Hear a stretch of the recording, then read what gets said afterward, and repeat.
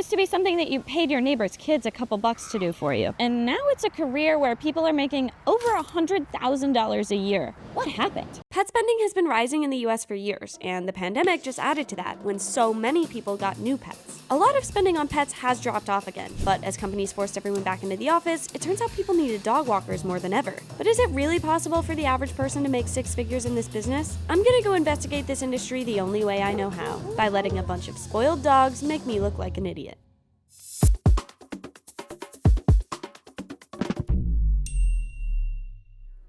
To learn how to become a dog walker, I started by shadowing Ryan Stewart, who makes over $100,000 a year as an independent walker. So one of the most basic things, of course, that a dog walker needs is that. So that's for you. Oh, thank you so much. My very own poop bags. All right. Hello. Hi. Hi. I'm training a walker. Because of the pandemic, a lot of people are home now, which is a little bit less comfortable. Yeah, it's awkward to walk into someone's house when they're there. Especially if they're naked.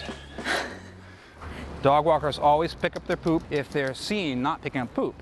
It'll hurt their reputation.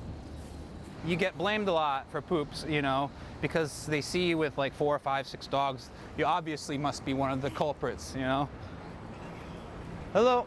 So in this building, we're picking up 4 dogs. That's ideal for a dog walker to have things condensed. Shh, you better hold it. I'm serious. She's still going. She's just dropping it everywhere. Oh, wow. This is a disaster. She pooped on the way out. Let me show you. Hold on. All right. Everybody be really chill. How often do you take new clients? I can pick and choose now. There's 3 requirements, and you need 2 out of the 3. 1 is a good dog, 2 is a good owner, and 3 is good money. Ryan is a great example of a pack walker. He's built up a large client list in a small geographical area so he can minimize time spent between picking up dogs. He charges $25 a dog, which is actually on the mid to low end for New York City, especially with so much experience. I'm over 30,000 hours now with other people's dogs. That doesn't include my dogs. He also does a mix of walking and boarding, as do most walkers I met. We're gonna go in here. Okay. So you have keys to everybody's house? Yes. What are your favorite parts about walking dogs? The solitude. I generally like dogs better than people now. The flexibility to pick the clients that I want, and also it's something I'm good at, so it's nice to find a vocation that you have talent at and mastery. It just elevates your self-esteem. Okay, so we're gonna drop these ones off. I'm introverted, so I basically want to be left alone. Trying really hard not to do my dog voice on camera. Hello, Blaze. You're such a cute dog. That's cute wallpaper. Dog walking is just like an architectural digest tour of a bunch of random people's houses. She's like happy to see you, this one. Well, happy to hear us. Yes. So wait, how many dogs do we have right now? We got 4. Oh, it feels like so many more than that. Should I kick Rusty Nails out of the way? They won't eat that.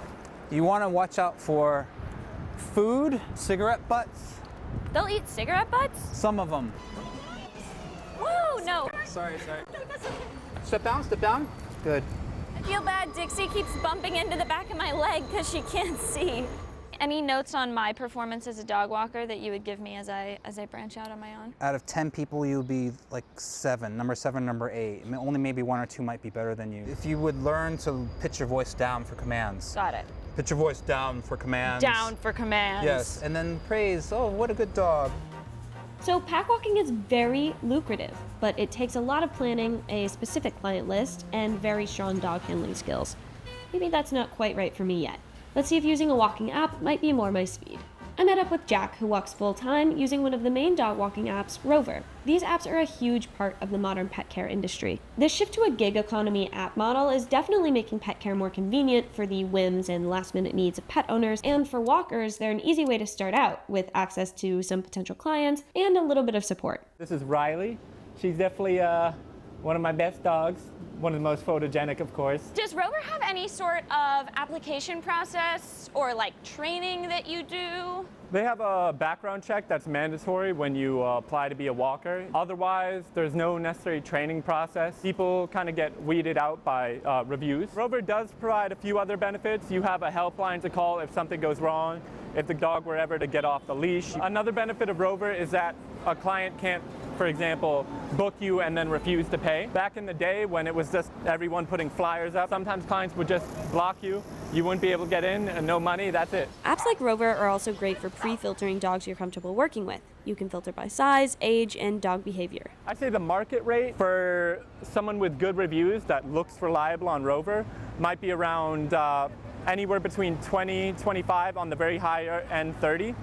You said that it's your policy to only walk one dog at a time. Why is that? I think it justifies the price and leads to a higher quality walk for the dog. For example, on like really hot days, the streets can actually be physically hot to the dog's paws. So like for Riley, I might pick her up and take her across if I feel the sidewalk and it's just too hot.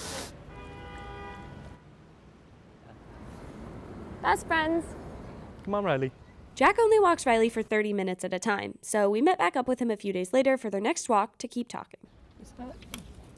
No. If it's too hot for the back of your hand to like stay there as long as the dog's gonna be walking over it, just like pick them up. And if they're a big dog, well, I don't know, like hit the gym or something. Jack normally has 5 to 8 consistent bookings a day, but there's still room in the schedule for more irregular customers to book. She's really, pretty well behaved. She doesn't go crazy for, stuff on the street. When she was a little puppy, she used to. I've even had a dog once who I caught chewing on a piece of brick. Jack helped me figure out more of what my expenses might be as a walker. He has 4 different pairs of shoes that he rotates through, many pairs of good socks, sunscreen, hand sanitizer, and of course, poop bags. He tries to bring lunch with him because eating out at whatever place is nearby can get expensive. Jack has made the apps work well for him, and he doesn't have to deal with as much administrative stuff or finding clients as an independent walker. He said Rover even helps organize some of your tax documents if you make over a certain amount on the platform. Thanks. I was ready to try app walking for myself. I'm gonna start walking on my own now, and I'm gonna be using the WAG app. So how you book a walk is owners just put out information about walks that they want. They have a price, there's information about their dog, where they are, you just decide if you want it. The app has felt really weird and scammy this whole time. When I first applied, they asked if I wanted to pay to boost my spot in the line for the background check, and then they asked my references if they would pay to boost my profile as well. It's all just way over optimized in a way that made me feel like VC money was involved, so I looked it up and I was right. They are public now, but they only went public through a SPAC. Also, since filming this, the WAG app has filed for Chapter 11 bankruptcy. Yikes. But yeah, we'll see if I get any walks. My first walk on my own was with a giant, very energetic puppy. Perfect. So this is Bromley. It was like an instant walk on WAG, so she just accepted me. My profile has no information on there, she just accepted the walk, and then she goes, okay, he's a puppy, he jumps, have fun, and hands me the leash. Bromley, sit. Okay, come on. No, Bromley. He doesn't respect me at all. Not even a little bit. Okay, Bromley, come on. Okay. This is the first time he's wanted to move in the way that I want to see, but he doesn't want to go this way. You're not a good listener. What do I do with that? He weighs 100 pounds. I really like the app. It's a very Nintendogs vibe of mapping our walk, and then I also have put every time he poops and pees, just in case the owner cares that much. It's nice when you walk. It's rude to embarrass me in public like this. Everybody thinks I don't know what I'm doing, just because I don't know what I'm doing. Hey, thanks for taking a chance on me, even though it was my first time, Bromley. $13 for that is crazy. That's not enough. So I just did my walk with Bromley, and I did my report card for him. That's funny, we only went a mile. George is my next walk of the day. Okay. Oh, I read that in the app. They said that he likes to bark at other dogs. This dog's owner was not home at all. Their entire building operates on keypads, so they just sent me a code. 15 minutes after accepting the booking, I was standing alone in this person's apartment putting a leash on their dog. I do think the name of the game is pack walking. I think you just obviously make so much more immediately if you're walking 4 dogs at once. Also, with those pack walks, you set your price, whereas with this, I'm just doing whatever it was on WAG. Come on, George, where do you want to go? What? Okay, we technically have 12 more minutes that we're supposed to walk, but he really wants to go home. I know. There we go. Okay. App walking felt a little transactional and a little stressful because every move is so heavily tracked. It's weird to do random walks with dogs you don't know. But I think with more time on the app, I'd have some regular clients and this would get better. Enough of app walking. It was time for me to build my own client list, set my own prices, and walk some dogs. So today is my real shift as a dog walker because we're doing 4 dogs today, and I'm starting to feel the struggle of like, how far apart do you schedule them? I have them scheduled like they're 30-minute walks, 30 minutes apart, all on the Upper West Side, one on the Upper East at the end. And it's like a weird thing to try and schedule, and then I'm like trying to chug Gatorade in between walks. Yay, look, run! Come on, let's go. Oh my God. If this tiny dog pulls me down the stairs. Okay, it's time to cross. Come on. Okay, let's go back to your house, buddy. All right, next dog, this is Sadie. I have been warned that Sadie pulls on the leash a little bit. Yep, she does.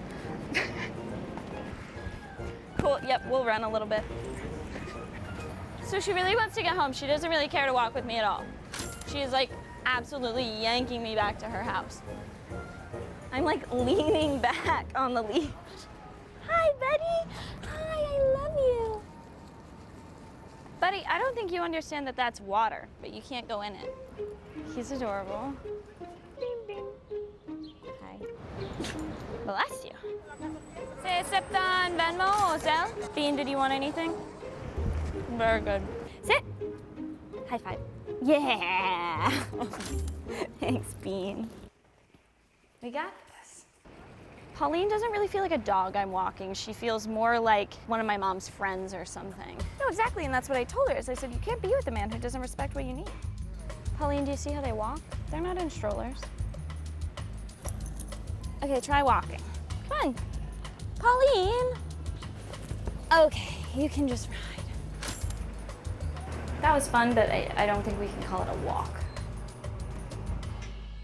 As I went through my last day as a dog walker, I reflected on what having this job has been like. It's super easy to get into. There's low startup costs, and the apps make finding first clients simple. But I just don't have the experience or knowledge with dogs to charge more per walk, and I'm definitely not ready to do pack walks. So I don't think I could make much very soon. So it's not really the job for me. But I will say, on a nice day, being paid to hang out with cute dogs is not the worst job in the world.